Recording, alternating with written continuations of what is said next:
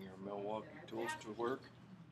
Oh, I got pack outs now for everything. All my computer, all of it. Just because then they snap on there, and I dropped my brand new work laptop and broke the screen this week.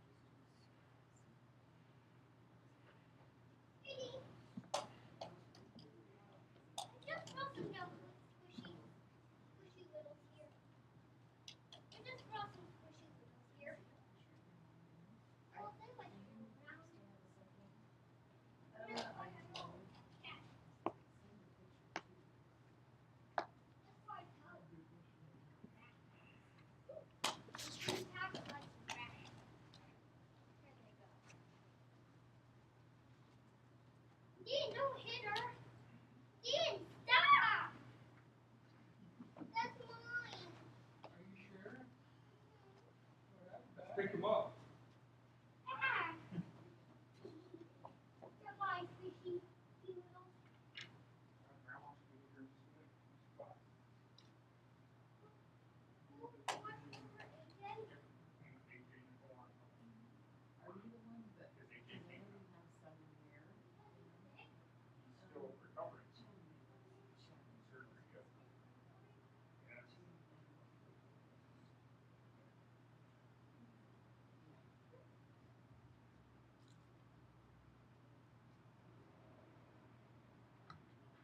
Alright, we're gonna go ahead and get started. I misplaced my keys this morning, that's why I was running a little bit late, so I apologize. But I've got too much on my plate to have that excuse. Yeah. But anyway, I'm here. And I would do. Yeah. Let's start with a word of prayer and then we'll dive in. Father in heaven, thank you for this time that we have to come together. Thank you for those that are present here. I just pray for those who might be sick or struggling. We include in that AJ, Father, as he's recovering from his tonsil surgery. Just pray that he might recover quickly and be able to be back with us, along with his family. And help us to clear our minds at this time so that we can focus on your word. In Jesus' name we pray. Amen. All right, we're going to be opening up to Judges chapter 6. We got a larger territory to cover, but we're continuing to study the judges themselves. And we're going to be looking at Gideon today. Like I just alluded to, the Gideon story does cover a larger section of Judges. He actually covers chapters 6 through 8. And since we don't have that kind of time to cover 3 chapters in one study, we're going to just do more of a survey of Gideon's story instead of just a verse by verse. Now, Gideon's story begins with the author of Judges recording in verses 1 through 10 the circumstances that led to Gideon's coming. Now, we read there in verse 1 of chapter 6, and the sons of Israel did what was evil in the sight of the Lord, and the Lord gave them into the hands of Midian for 7 years. What does verse 1 of chapter 6 tell us? What's the major theme we see in Judges? It's sinned again.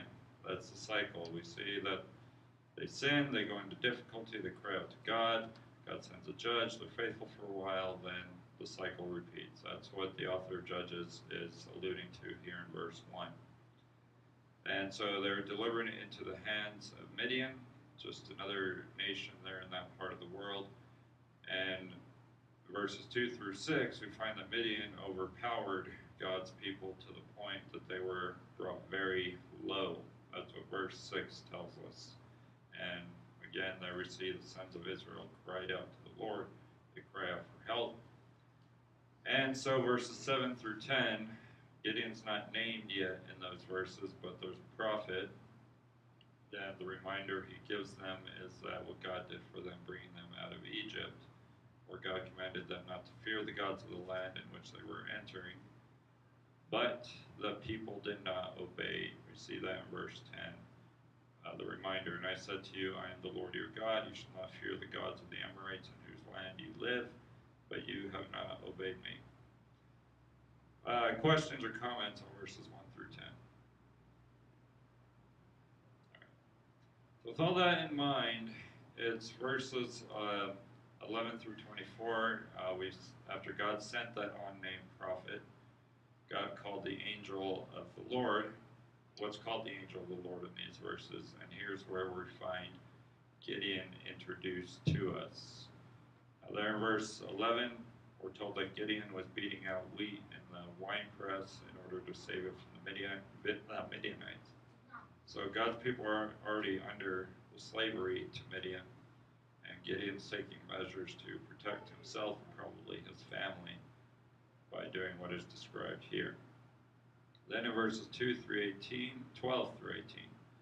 we find a conversation between Gideon and God, and this is where God calls him to save his people from the power of the Midianites. And finally, in verses 19 through 24, Gideon goes on to prepare a sacrifice, at which point he realizes that he had seen God face to face, where God responds to Gideon with a wish of peace and a word of comfort that even though he had seen God face to face, he would not die. That's a lot of information. Questions or comments up to this point? Okay.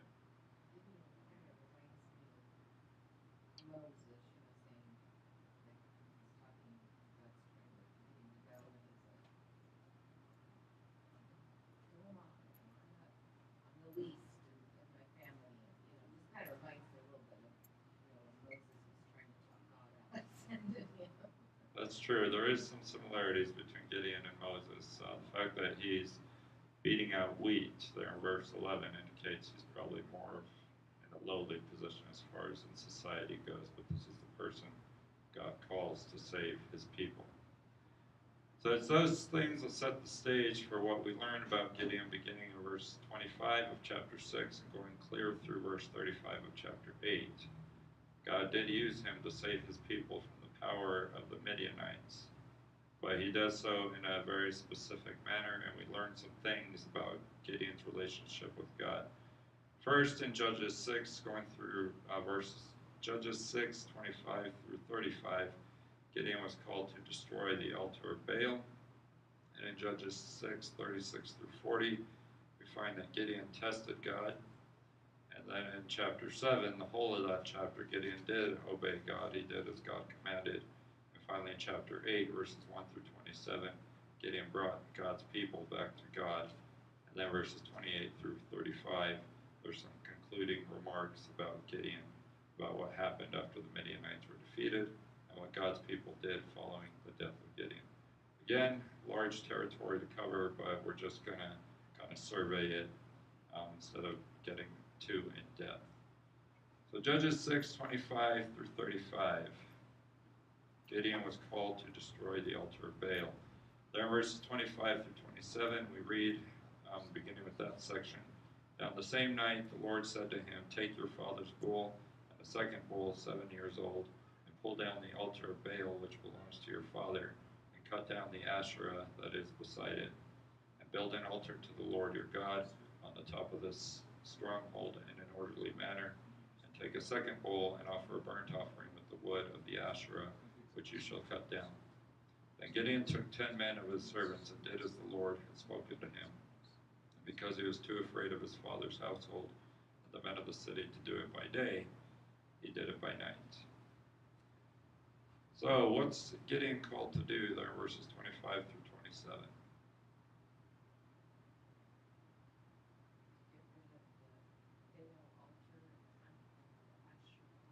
Okay. Now who did those things belong to? His dad, so his family. So yeah, so this is where we see that Gideon's father was at least somewhat involved in idolatry.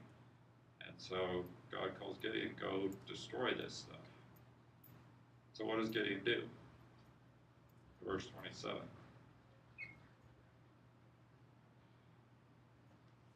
He did it, but he did it at nighttime. He was afraid to do it in the day when everybody would see.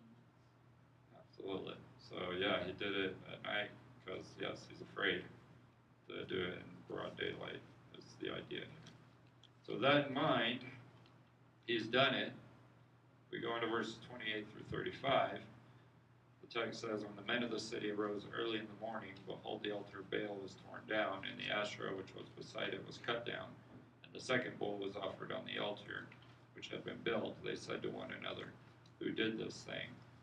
And when they searched about and inquired, they said, Gideon the son of Joash did this thing. Then the men of the city said to Joash, Bring out your son, that he may die, for he has torn down the altar of Baal, and indeed he has cut down the Asherah which was beside it. But Joash said to all who stood against him, Will you contend for Baal, or will you deliver him? Whoever will plead for him shall be put to death by morning. If he is a god, let him contend for himself, because someone has torn down his altar. Therefore on that day they named him Jerubbaal, that is to say, let Baal contend against him, because he had torn down his altar. Then all the Midianites and the Amalekites and the sons of the east assembled themselves, and they crossed over and camped in the valley of Jezreel. So the Spirit of the Lord came upon Gideon, and he blew a trumpet, and the Bizrites were called together to follow him. He sent messengers throughout Manasseh, and they were also called together to follow him. And he sent messengers to Asher, Zebulun, and Naphtali, and they came up to meet them.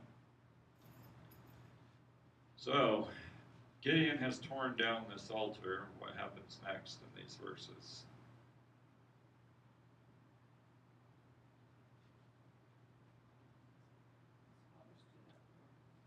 Okay, his father stood up for him. What else? What about the men of the city? How are they feeling about this? They want to kill him. So yes, they've seen what's happened. They want to find the guy who did it and want to kill him. But Gideon's father basically stands up for him. Says if Baal's really a god, Baal will take care of it. So, but in addition to that, he gives Gideon a new name. This is Jerubbaal, if I'm pronouncing it correctly, which means let Baal contend against him. Now, following those things, verses 33 through 35, the Midianites were now preparing for battle, along with the Amalekites. These are just groups of people. And then what does Gideon receive? There in verses 33 through 35.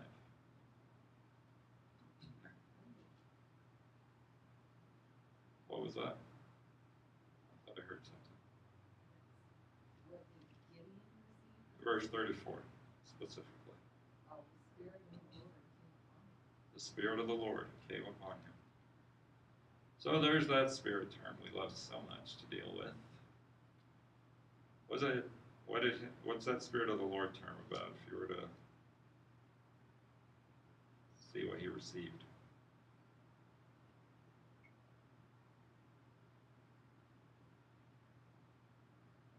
But first, let me ask a better question. What did he do when he received the Spirit of the Lord?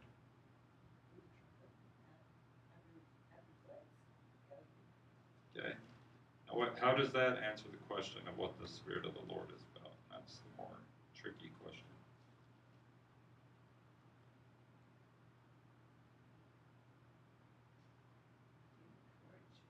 They might have given him courage, so there's some kind of empowerment that he receives.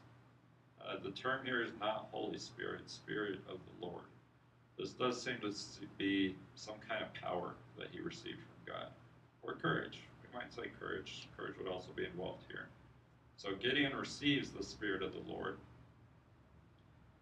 and he basically assembles an army of his own.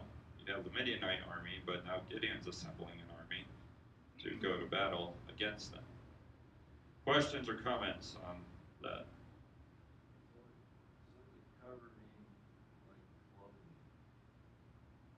That's what you have in your translation? Okay. The Spirit of the Lord came upon Gideon, but I do have a footnote here. It could be literally clothed. So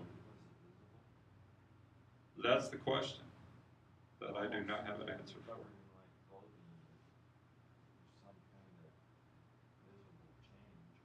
That's possible. I mean, if it's literally clothed or covered him like clothing, there might have been some change in his appearance. Just an illustration of that, if we're comparing him to Moses, when Moses was coming down the mountain at one point, he had this glow about him because he'd been with God. So that's possible. I didn't think about that, but there may have been some change in his physical appearance. It's a good point, man. I appreciate you bringing that to the table. Like Superman. So, anything else before we get to 36 through 40? All right. So the point of all this is that Gideon was called to destroy the altar of Baal. This is an initiation where Gideon's destroying the idols of the land, and the result would be battle. Armies would be assembled, and this was all because Gideon was doing what God commanded him to do. But the story doesn't stop there. Verses 36 through 40, one of the more familiar parts of Gideon's story that we sometimes hear about. And at this point, the point here seems to be that Gideon tested God. What does Gideon use to test God?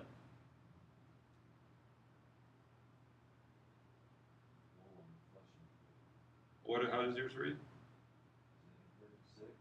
36, yeah.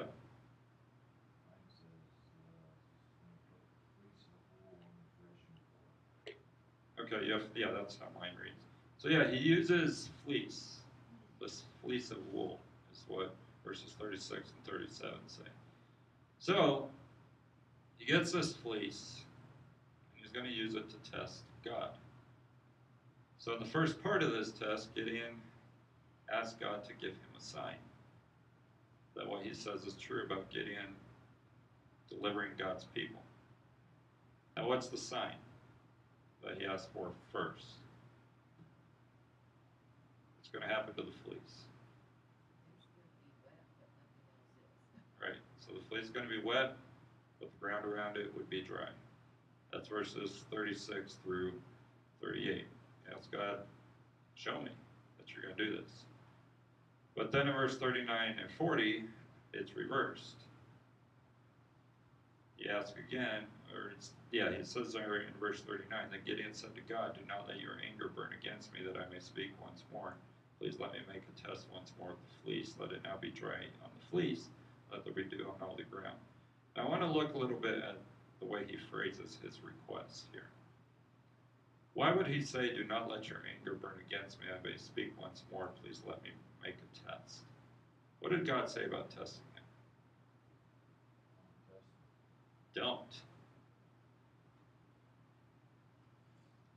But so that's one reason he says, "Do not let your anger burn against me." But God allows this. He says, okay. If he recognizes that his faith is weak, Yeah. not as strong as it should be, or he wouldn't be asking these questions, and he realizes that God would have no right to be angry with him, but Exactly. So there probably is some struggle in faith here, so that's why he's asking for this sign. We already know he's not perfect in that. I mean, he's been raised by somebody that, didn't fail or should have. That is what God had to work with. That's right. He took Gideon as he was. So yeah, so God doesn't get angry, but he does what he does.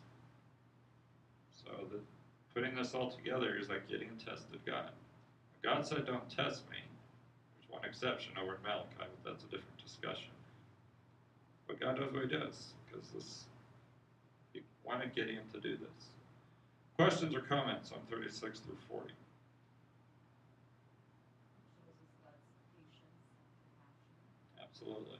His patience, compassion, his mercy, we might say, which closely tied with compassion. So that brings us into chapter 7.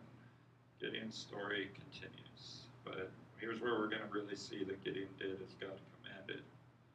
So verses 1 through 8, we find another conversation between God and Gideon. The text says that Jerubbaal, that is Gideon, and all the people who were with him rose early and camped beside the spring of Harod, and the camp of Midian was on the north side of them by the hill of Morah in the valley. The Lord said to Gideon, the people who are with you are too many for me to give Midian into their hands. For Israel would become boastful, saying, my own power has delivered me. Now therefore come proclaim in the hearing of the people, saying, whoever is afraid and trembling, let him return and depart from Mount Gilead. So 22,000 people returned, but 10,000 remained. Then the Lord said to Gideon, the people are still too many. Bring them down to the water, and I will test them for you there. Therefore it shall be that he of whom I say to you, this one shall go with you, he shall go with you. But every one of whom I say to you, this one shall not go with you, he shall not go. So he brought the people down to the water, and the Lord said to Gideon, you shall separate everyone who laps the water with his tongue as a dog laps, as well as everyone who kneels to drink.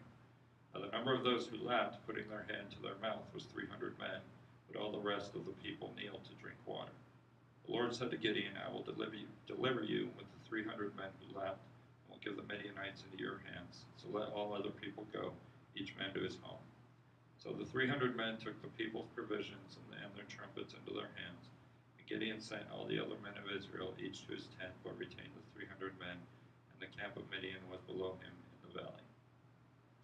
So we have this conversation between God and Gideon. What's it about?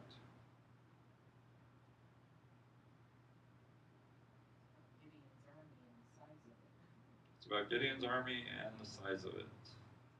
How many people? It's about how many people he should take into battle with him.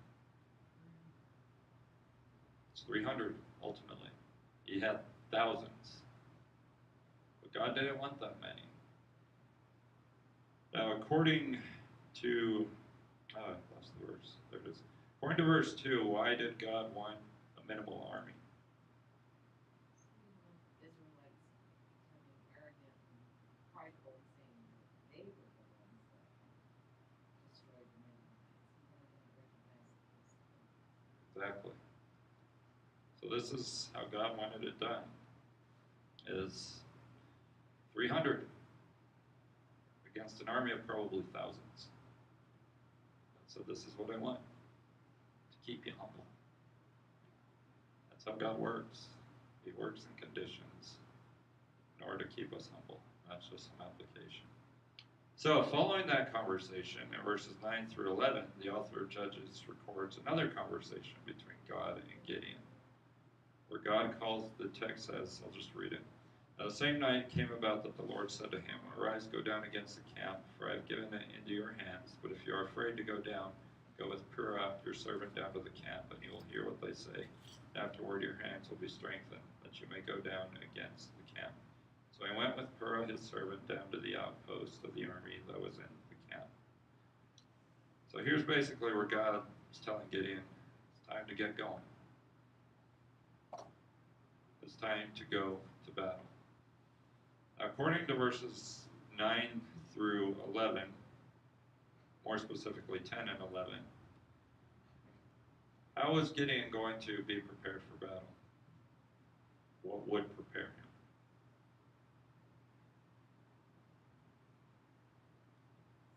Sending them on a spy mission. Exactly. So do some recon. But what was going to strengthen his hands for battle other than God?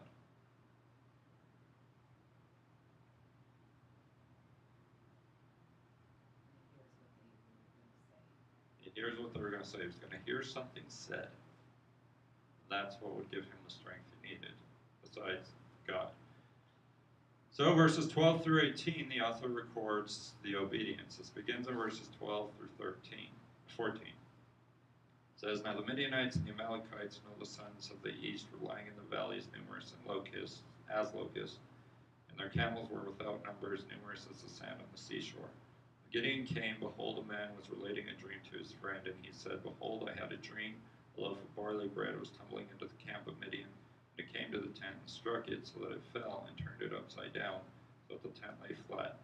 His friend replied, this is nothing less than the sword of Gideon, the son of Joash, a man of Israel. God has given Midian and all the camp into his hand. So what does Gideon hear? What does he overhear? Would be a more appropriate term. How does he know that? He trusted God, but one of the Midianites is telling his fellow Midianite, hey, I had this dream. There's just the loaf of bread that's tumbling down. It's a tent. The tent crumbles. And this man recognizes this is our defeat. It's God's way of telling us we are going to be defeated at the hands of Gideon. So Gideon's heard this on his little spy mission with Purah. Verses 15 through 18, Gideon worships God. Then he gets his 300-man army ready for battle. He divides them into companies. He gives them torches inside empty pitchers, along with instructions as to what they ought to do as they prepare to enter into battle. So Gideon's just obeying God. He's doing exactly what God has told him to do. Then verses 19 through 25, we read about the victory. In these verses, the author is recording how Gideon's army achieved victory. They follow the instructions given by Gideon. He's divided them up into companies, is the way the text puts it. Midianite army flees. And then the end result of this is there's a pursuit of two Midianite leaders, Oreb and Zeb. They're captured, they're killed, and their heads are brought to Gideon. And putting all these things together, then, this is all about Gideon's obedience to God. That's chapter 7 in a nutshell. This was all about Gideon's obedience toward God. But what we're also reading about here is what God's people should have done much earlier. Defeat the people who had been living in their land. That's part of the reason God's people get into trouble in the book of Judges, because they didn't do what God told them to do. God told them completely destroy these people. They didn't. We have the book of Judges. Questions or comments on chapter 7? All right, let's go to chapter 8, verses 1 through 27. Now, Gideon brought people back to God is the point we're going to be looking at. But this point is introduced with the author of Judges recording in verses 1 through 3 a conversation between God and the men of Ephraim. The text says, "And the men of Ephraim said to him, 'What is this thing you have done to us, not calling us when you went to fight against Midian?' And they contended with him vigorously. But he said to them, 'What have I done now in comparison with you? Is not the gleaning of the grapes of Ephraim better than the vintage of Abiezer? God has given the leaders of Midian, Oreb, and Zeb into your hands. And what was I able to do in comparison with you?' And their anger toward him subsided when he said that." So verses 1 through 3, we have this little exchange between Gideon and the men of Ephraim. What are the men of Ephraim saying to Gideon?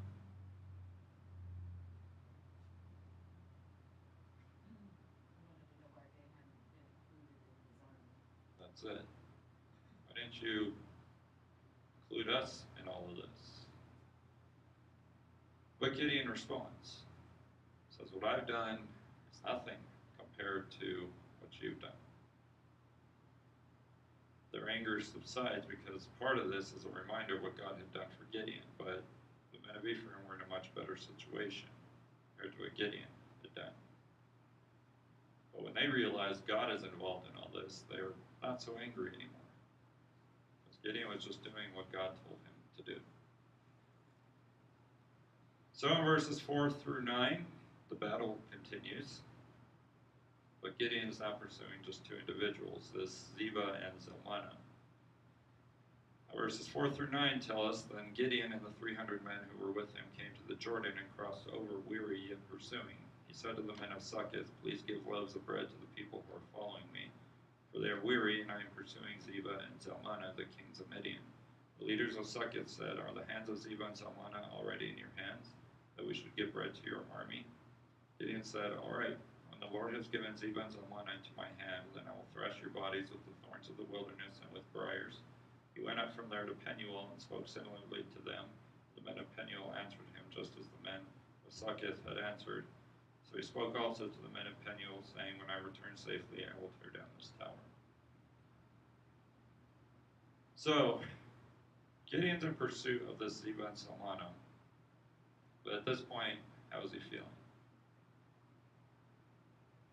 Along with his men.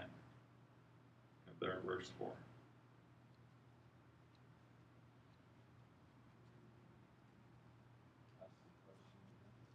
According to verse 4, the end of verse 4, how are Gideon and his men feeling? They're exhausted. So what do they do in the next verse 5?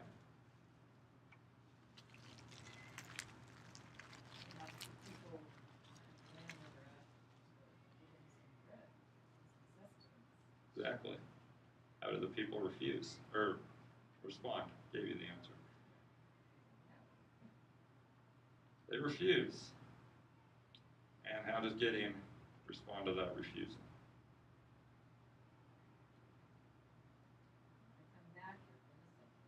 Exactly. I use the phrase, he doesn't pull any punches. Telling them, okay, that's how you're going to act. You're going to get some consequences. I just love verse 7, at least in the American Standard, I will thrash your bodies. It's very blunt language there. So, he moves on. He and his army are exhausted, but they're not getting any help, but they move on anyway. So they capture these individuals. That's verses 10 through 27. Verses 10 through 12 are a brief description of the circumstances. Then verses 13 through 17, he comes back to where he had asked for their supplies. And he does what he said he'd do. He makes his people suffer for not helping him. Following that, verses 18 through 21, we come back to Ziba and Zalmunna, if I'm pronouncing that correctly. He's already captured them. Then the text says, then he said to Ziba and Zalmunna, what kind of men were they whom you killed at Tabor? And they said, they were like you, each one resembling the son of a king. He said, they were my brothers, the sons of my mother. As the Lord lives, if only you had let them live, I would not kill you. So he said to Jethro's firstborn, rise, kill them. But the youth did not draw his sword, for he was afraid, because he was still a youth. Then Ziba and Zalmunna said, rise up yourself and fall on us, for as the man, so is his strength. So Gideon arose and killed Ziba and Zalmunna, and took the crescent ornaments which were on their camels' necks. So at this point, Gideon has captured them, and in this conversation, this ends in their assassination, basically. And what does he take with him? In verse 21.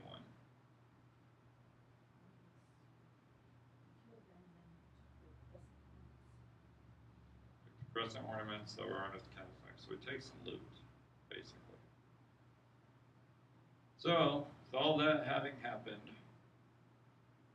we read the response of God's people in verses 22 through 27. The men of Israel said to Gideon, rule over us, both you and your son, also your son's son, for you have delivered us from the hand of Midian.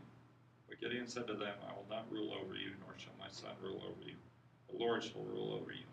Yet Gideon said to them, I would request of you that each of you give me an earring from his spoil. For they had gold earrings because they were Ishmaelites. They said, we will surely give them. So they spread out a garment, and every one of them threw an earring there from his spoil.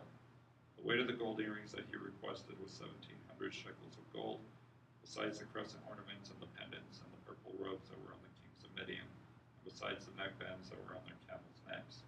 Gideon made it into an ephod and placed it in his city, Ophrah, and all Israel played the harlot with it there, so it became a snare to Gideon and his household. So all these things have happened. Gideon has been victorious because of God's help. How do God's people respond?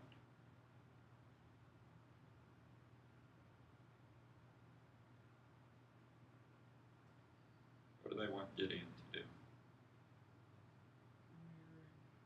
Yeah, that's what Gideon wants them to do, but what do they want? They wanted him to be king. So it's at this point where they're looking for a physical person to be a king. But how does Gideon respond? Before the earrings. Who does Gideon want to be king? The Lord. God. God God will be your king. But give me your earrings that you've taken from the Midianites, and part of it's because they're Ishmaelites. That Gideon makes this ephod, which is kind of an ornament that is worn. Then what do God's people do with that ephod? What does the text say there in verse 27?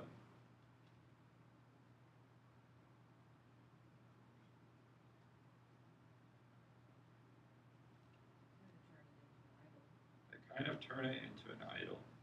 The text says they play the harlot.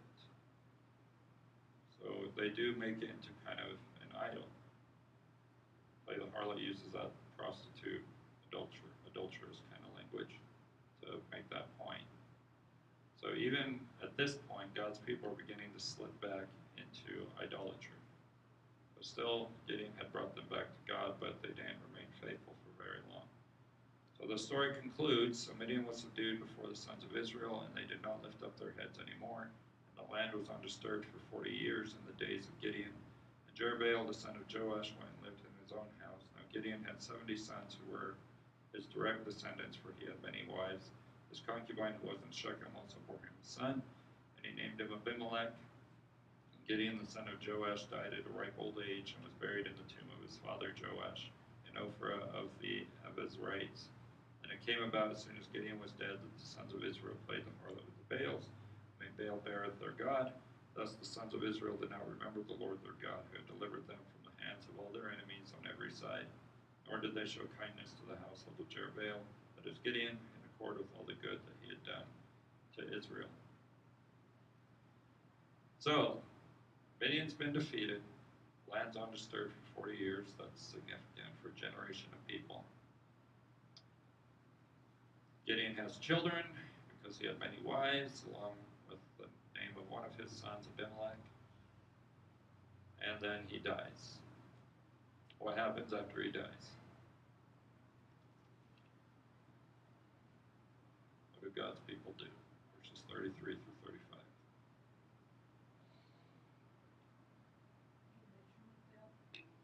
They turn back to Baal. The cycle continues. They were mostly faithful. Gideon was still alive. When Gideon dies, they go back to idolatry, and what else do they do? They're in verse 35. Or not do.